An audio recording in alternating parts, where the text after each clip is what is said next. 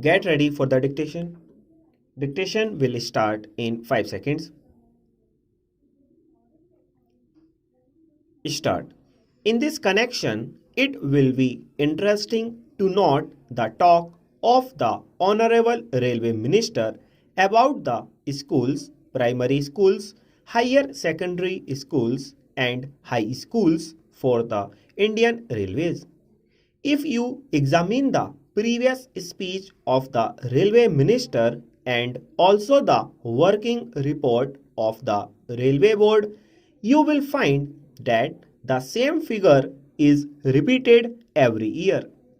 I have examined the figures and I find that this year only 16 schools have been added, out of which 13 are primary schools, 1 is a higher secondary school and 2 are middle or high schools.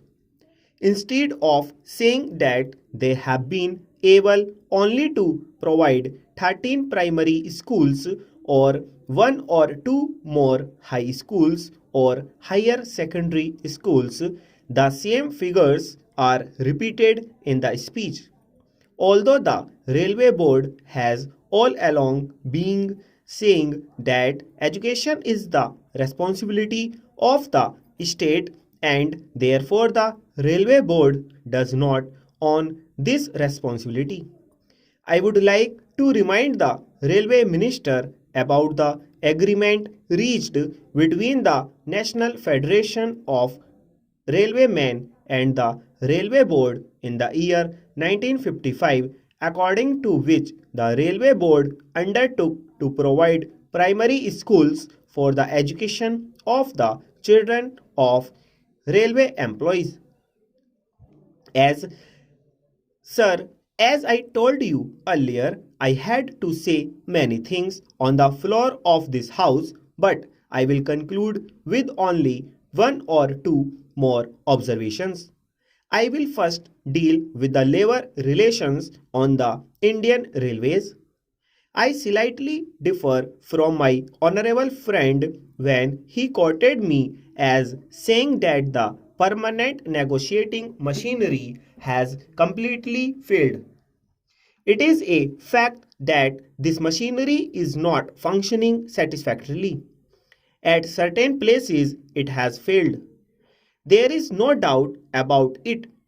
But I would say in this house most frankly that at the board's level, this machinery has been working successfully. But this is not the position so far as the zonal railways are concerned. I do not say that in all the zonal railways it is so, but in certain zonal railways and in most of the divisions of these railways it has failed. I was expecting that the railway minister would examine the working of this machinery and in all the railways. What is the greatest defect in this machinery?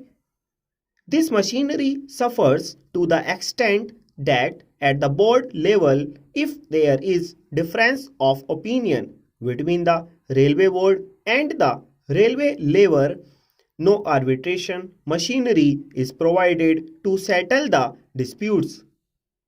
The provision in this machinery is that as and when an occasion arises, an ad hoc tribunal would be set up by government. Stop.